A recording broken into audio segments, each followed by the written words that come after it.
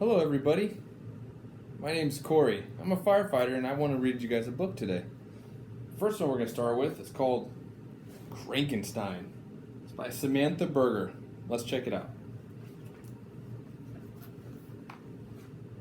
Have you seen Crankenstein? Oh, you would totally know if you had.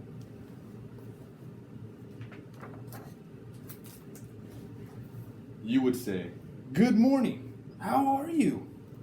Crankenstein would say, "Merp."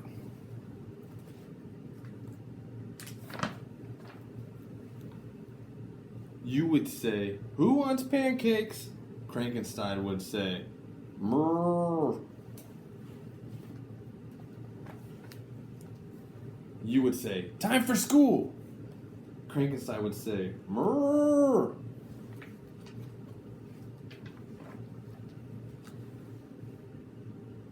You might see Crankenstein when it's super rainy outside.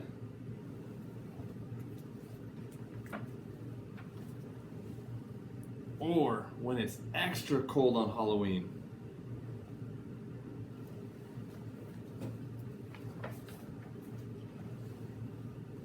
Or when it's way too hot for popsicles.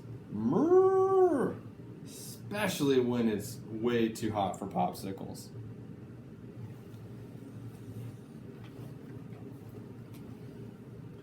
You can be sure to find Crankenstein in a long, long line. 40-minute wait from this point.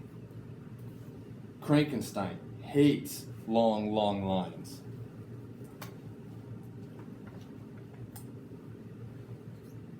Or when it's time to take gross cough syrup. Crankenstein hates gross cough syrup.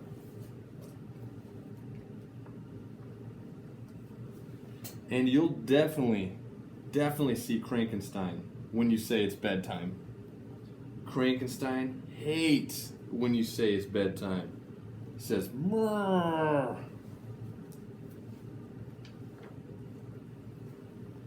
Mrrr. Yes, that Crankenstein is some pretty scary business, all right.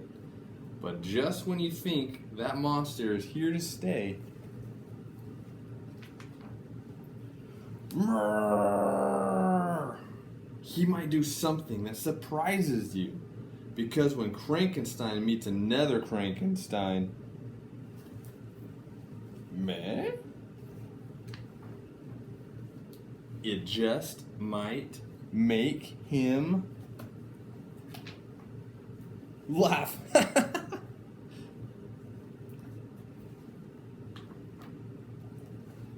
At least for now. Because that Crankenstein, he'll be back.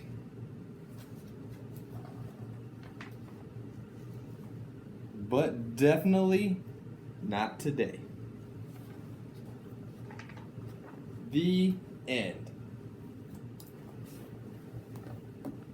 Alright guys, I have another book for you. This one's a good one. I used to read this one a lot. It's called Room on the Broom by Julia Donaldson.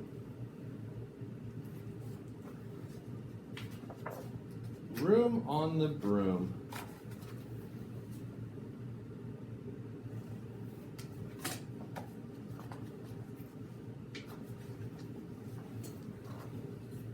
Here we go. The witch had a cat in a hat that was black and long ginger hair in a braid down her back. How the cat purred and how the witch grinned as they sat on their broomsticks and flew through the wind. But how the witch wailed and how the cat spat when the wind blew so wildly it blew off the hat.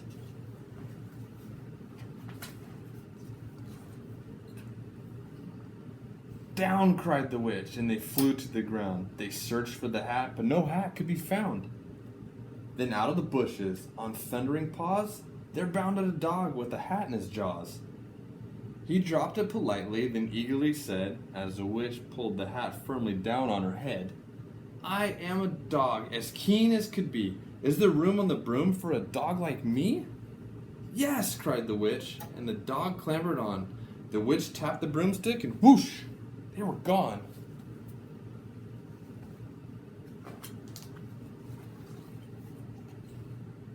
Over the fields and the forest they flew. The dog wagged his tail, and the stormy wind blew. The witch laughed out loud and held on to her hat, but away blew the bow from her braid just like that.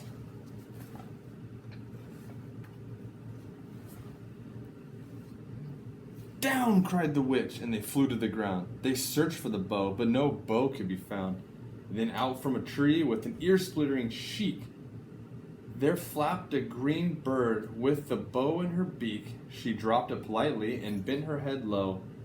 Then said, as the witch tied her braid in the bow, "I am a bird as green as can be. Is there room on the broom for a bird like me?" "Yes!" cried the witch. So the bird fluttered on. The witch tapped the broomstick and whoosh! Again they were gone.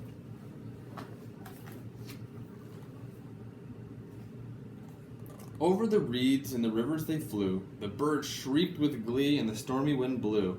They shot through the sky to the back of beyond. The witch clutched her bow, but let go of her wand. "Down!" cried the witch, and they flew to the ground. They searched for the wand, but no wand could be found. Well, then all of a sudden, from out of a pond leaped a dripping wet frog with a dripping wet wand.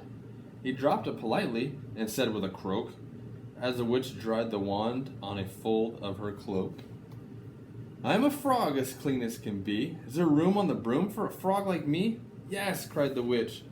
So the frog bounded on. The witch tapped the broomstick and whoosh! They were gone. Over the moors and the mountains they flew. The frog jumped for joy and the broom snapped in two.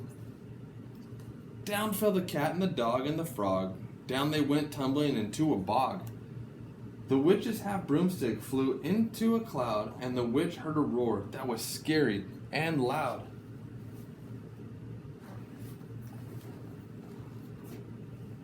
"I am a dragon as mean as can be, and which with french fries tastes delicious to me."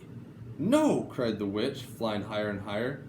The dragon flew after her, breathing out fire. "Help!" cried the witch, flying down to the ground. She looked all around, but no help could be found. The dragon drew near with a glint in his eyes and said, "Just this once I'll have witch without fries."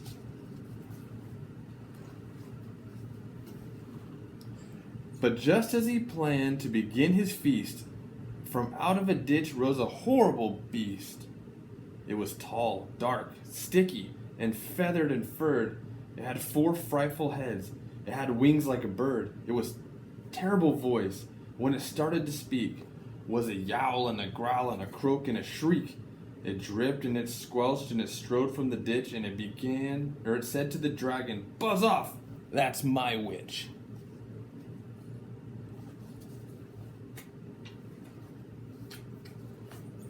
The dragon drew back and he started to shake. "I'm sorry," he sputtered. "I made a mistake. It's nice to meet you, but now I must fly."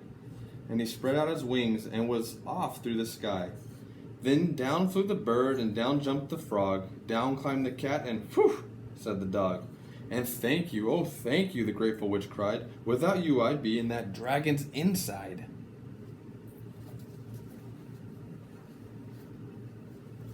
Then she filled up her cauldron and said with a grin, "Find something, everyone, throw something in."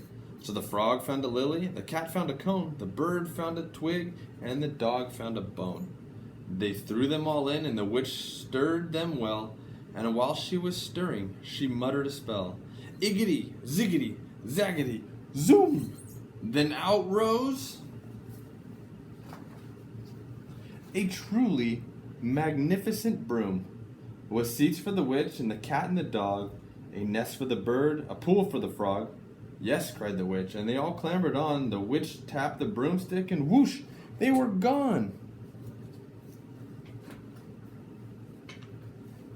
The end. I hope you guys like those stories.